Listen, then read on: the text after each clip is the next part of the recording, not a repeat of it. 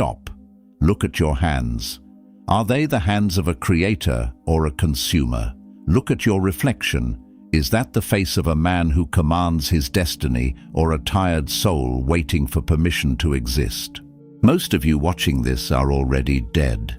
You've buried your ambition under a mountain of cheap dopamine, lukewarm comforts, and maybe tomorrow excuses. You are drowning in 99% of the problems you created yourself through pure, unadulterated negligence.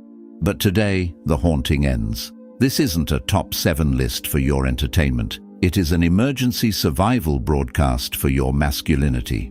I am handing you the black box, the internal flight recorder of high-performance men. If you turn away now, you are choosing to stay in the wreckage. If you stay, you are signing a contract with your future self.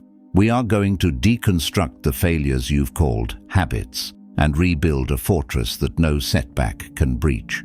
Pay close attention to the 7th habit. It is the one that bridges the gap between a man who dreams and a man who dominates.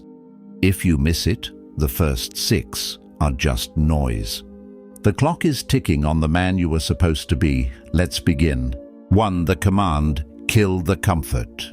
Most men are addicted to their own destruction. They seek the easy way out, the extra hour of sleep, the processed food, the endless scrolling. They have built a prison of comfort and they call it peace. The antagonist is the soft man. He whines about his circumstances while sitting on a heated seat. He complains about his stress while indulging in short-term dopamine hits. This comfort is a slow poison. It atrophies your soul. It makes you fragile. When a real problem strikes, the soft man shatters because he has never built the calluses required to endure. Stoic logic dictates that we must practice poverty and hardship to remain free. Voluntary discomfort is your shield against the volatility of life. If you can handle the cold, the hunger, and the strain by choice, life can never surprise you with pain. You become anti-fragile. By killing your comfort, you reclaim your edge. You become a man who is ready for war because he has already survived the training. The action step: take a 3-minute cold shower tomorrow morning. No lukewarm transition, just the ice. Own the flinch. 2. The command, audit your circle. You are the average of the 5 people you spend the most time with. Yet most men choose their brothers based on proximity, not purpose. They surround themselves with losers, jokers, and cynics. The antagonist is the anchor. These are the friends who mock your ambition because it highlights their own stagnation. They want you at the bar, not the gym. They want you complaining, not building. Keeping these people in your life is not loyalty. It is a suicide mission. They are the rot in your foundation. Biology proves that social contagion is real. If your circle has low testosterone, low ambition, and high body fat, you will follow suit. You need a phalanx, a wall of men where each shield protects the man next to him. A capable man is only as strong as his infrastructure. When you audit your circle, you remove the friction from your progress. You begin to breathe the air of high achievers. The action step: identify one person in your life who drains your energy. Mute their notifications for 30 days. No explanation needed. The command, master your currency. Money is not the root of all evil. It is the physical manifestation of your value to society. A man without resources is a man without options. He is a servant to a system that does not care about his name. The antagonist is the financial victim. He believes that money doesn't buy happiness is a valid reason to be broke. He spends what he hasn't earned to impress people he doesn't like. He lives paycheck to paycheck, which means he lives in a constant state of low-level fear. This fear kills his masculinity and his ability to lead. In the architecture of a great life, wealth is the fortress. It provides the security needed to think long-term.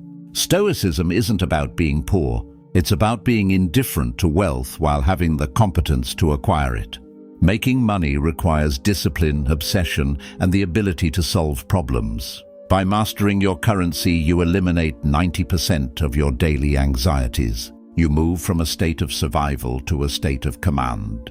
The action step: open a separate high-yield account today. Set an automated transfer of just 10 or $500 pesos. The ritual of paying yourself first is the foundation. 4. The command: speak less, execute more.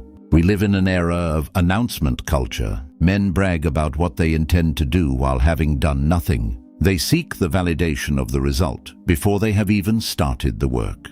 The antagonist is the talker. He has 1,000 ideas and 0 executions. He posts his goals on social media to get a cheap hit of dopamine from likes. This is a fraud's game.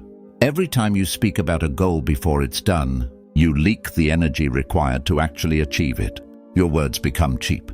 Your presence becomes hollow. A man of high character is measured by the gap between what he says and what he does. In the Stoic tradition, virtue is an action, not a lecture. When you stop talking, you build internal pressure.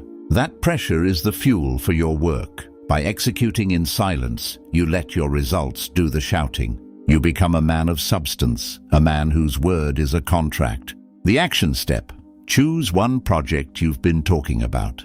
Delete your social media posts about it. Do not mention it to anyone for 2 weeks. Just work. 5. The command: forge the physical temple. Your body is the only vehicle you will ever own, yet most men treat it like a garbage dump. They are weak, soft, and easily winded. They have lost the warrior aspect of their biology. The antagonist is the negligent owner. He treats his physical decline as an inevitability of age. He prioritizes entertainment over exertion. This man is a prisoner in his own skin. Without physical strength, your mental strength has no foundation. A weak body houses a flickering mind. You cannot conquer the world if you cannot conquer your own cravings and laziness. Daily exercise is the ultimate reset button. It clears the mental fog. It regulates your hormones. It proves to your brain that you are in charge. When you lift heavy weights or run until your lungs burn, you are practicing the art of the struggle. This physical competence translates directly to professional and emotional competence. A strong man is a respected man. The action step: do 50 push-ups before you eat your next meal. No excuses. If you have to do them in sets of 5, do it. 6. The command: practice radical ownership. Most men are professional victims. It's the economy's fault. It's their ex-girlfriend's fault. It's their parents' fault. They look for a scapegoat so they don't have to look in the mirror. The antagonist is the blamer. By blaming external factors, he gives away his power. If someone else is the problem, then someone else must be the solution. He is a leaf in the wind, waiting for someone to save him. This is the ultimate betrayal of masculinity. It is a refusal to lead one's own life. Marcus Aurelius taught us that while we cannot control what happens to us, we have total control over our response. Radical ownership means accepting that every problem in your life, even the ones you didn't start, is your responsibility to fix. This is the God mode of self-improvement. Once you accept responsibility, you regain the power to change the outcome. You are no longer a victim. You are the architect. The action step: think of one thing currently going wrong. Write down 3 ways you contributed to that situation. Now write one thing you will do to fix it. 7. The command: eliminate the non-essential. Here is the bridge I promised. The reason the first 6 habits fail for most men is that they are too distracted to maintain them. Men are trying to fight 100 wars at once and winning none of them.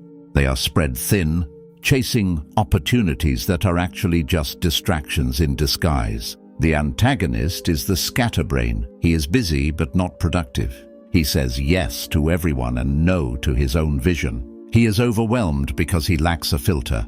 This man is a jack of all trades and a master of misery. His life is a cluttered room where he can never find his tools. The path of the Stoic is the path of essentialism. You must ruthlessly prune the branches of your life so the trunk can grow strong. Subtract, don't add. If it doesn't serve your mission, it is an enemy. By eliminating the non-essential, you gain the power of focus. Focus is the weapon that allows you to cut through 99% of your problems with a single strike. This is the foundation that allows the other 6 habits to stand. The action step: look at your calendar or to-do list for tomorrow. Delete 2 things that do not actually move the needle on your long-term goals. You have the blueprint. You have the commands. The question is no longer, what do I do? The question is, are you man enough to do it? Most will watch this and return to their comfort. They will remain the soft man. They will continue to drown in the problems they refuse to solve. But you are different. You stayed until the final second. You listened to the seventh command. Now prove it. Subscribe to join the brotherhood of those who choose the disciplined path. Every day we stay silent is a day we get weaker. Every day we execute is a day we conquer. Level up or stay behind. The choice is yours.